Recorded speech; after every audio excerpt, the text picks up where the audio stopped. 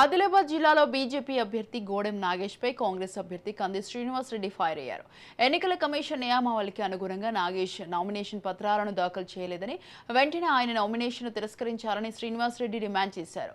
ఈ సందర్భంగా ఎన్నికల రిటర్నింగ్ అధికారికి ఫిర్యాదు చేశారు. గోడెం నాగేష్ తన కుటుంబ సభ్యుల ఆస్తుల వివరాలను పొందుపరచలేదని ఆరోపించారు. ఆ ఖాళీని పూరించకుండా వదిలేశారన్నారు. ఎన్నికల అధికారులు స్పందించి వెంటనే నామపత్రాలను తిరస్కరించాలని డిమాండ్ చేశారు. అధికార యంత్రాంగం నిబంధనలకు అనుగుణంగా వ్యవహరించాలని, ఏ రాజకీయ పార్టీలకు అనుకూలంగా ఉండకూడదని అన్నారు.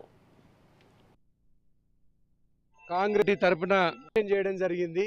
బీజేపీ అభ్యర్థిగా గోడెం నాగేష్ గారు నామినేషన్ పత్రాలలో వారి భార్య తరపున ఆస్తుల విషయంలో ఖాళీగా వదిలేయడం జరిగింది. ఇది చాలా ఘోర తప్పిదం.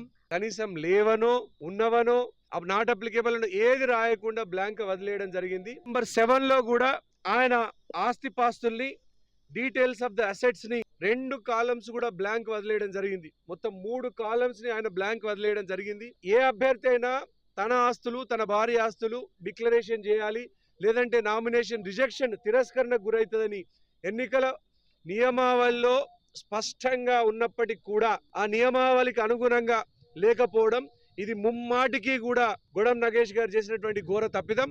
మేము రిటర్నింగ్ ఆఫీసర్ గారిని, కలెక్టర్ గారిని వెంటనే తక్షణం గోడెం నాగేష్ గారి నామినేషన్ పత్రాలను రిజెక్ట్ చేయమని మేము కోరుతా ఉన్నాం, అభ్యర్థిస్తాం.